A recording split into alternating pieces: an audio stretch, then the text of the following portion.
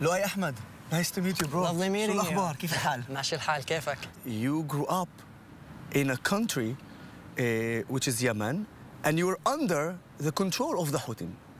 Until which age you were basically part of the Houthim? When the Houthis took over, they took over by force. It is a violent terrorist group that literally grabbed their arms and weapons and decided to go to the ministries and the Yemeni institutions, pointed their guns at the humans and say, if you don't leave, we're going to kill you. And they took over the country by a coup. Their slogan is death to Israel, curse upon the Jews. And that's their main mission. They exist to destroy Israel and to hate the Jews. How did they get their power? From where? The Islamic regime in Iran. The Islamic regime is the octopus, and the Houthis is just one of the tentacles. I want to go back a little bit to your childhood, growing up in Yemen. What did you learn about our country, about Israel? Well, in Yemen, I didn't even know that people like you existed. I didn't even know that there were Arabs in Israel. If you're an Arab who's living in Israel, there's a high chance that you might get killed by Jews. That if you meet Jews outside of Israel, they're probably going to kill you or steal your money. This is what you've been taught since age 0? Actually, much worse. When I was in mosques in Sana'a and I was an 8-year-old, I would sit down and repeat after my imam, who would say at the end of the prayer, may God destroy Israel. And I, as a child, would say, Ameen. May God kill the Jews. And I, as a child, would say, Ameen. So since I was a child, I was brainwashed into hating Israelis and Jews and Israel. You're not in Yemen anymore. Your family is there. Are some of them also part of the Houthim? I have cousins who are a part of the Houthis, definitely. Seriously? Yeah. And wait, so your cousins right now are fighting us? Yes, They're launching those ballistic missiles on us? Yep. I have cousins launching the missiles, cousins sinking the ships. Yeah, it's sad to say, but like, you know, we both sat in the same mosques and read the same things and said, death to Israel. May God kill the Jews. May God kill. So I understand that their brainwashing is still existing now. But something changed after the 7th of October.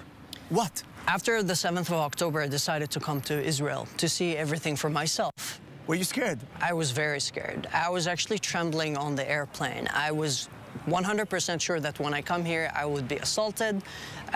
A Jew was going to spit on me. If people find out where I'm from, then I'm going to be beaten up on the street. Well, first, when I decided to come, I informed my friends and family, and most of my friends, my family, my brother, my best friend, they all blocked me. I decided to go to the Tel Aviv Museum because I knew that there was a consolation for the hostages. I was so shocked, my jaw dropped on the floor, and then every day that I stayed in Israel, I fell in love with the country, the society, the culture. I've never seen Arabs, Christians, Jews, Muslims coexist in the same country like this. It changed my brain chemistry. Why it is important for you as a Muslim, as someone from Yemen, to make videos about Israel and show the actual reality that is here? Because of my family, because of my friends. When October 7 happened, I saw my friends and family and people who are so close to me saying that Hamas are freedom fighters. Hamas are the saviors of the Arabs in the Middle East. It affected me on a personal level to see that the people that I grew up with, my family and friends and people who I love so much, are so ignorant and hateful. You know, we're coming close to the end of this interview, and I want to show you a couple of pictures. Sure. Take a look at them and tell me, what do you feel when you see those pictures? Well, the first one is obviously the leader of the Houthim, Abdel Malik. When I see this picture, I see someone who has destroyed my country, someone who does not care for the Yemeni people. The respect that we give to a person like that is absolutely this. Good job. The spokesperson of the Houthim.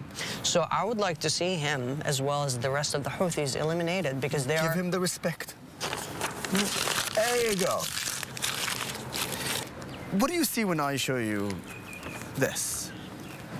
I wish that I could say pride, because what I feel is sadness. I see a society that is so beautiful and so kind and so loving and so simple, that have had their country stolen away from them. But I miss my home, and I actually feel a little bit of my home when I'm in Israel, because there are so many Yemenis here. Well, I think this is the best way to end this interview. لؤي أحمد, شكراً. شكراً شكراً حبيبي حبيب شكراً قلبي. تسلم لي حبيبي. My country Yemen has been firing missiles towards Israel, so I want to send a message to the Houthis from right where I am, Israel.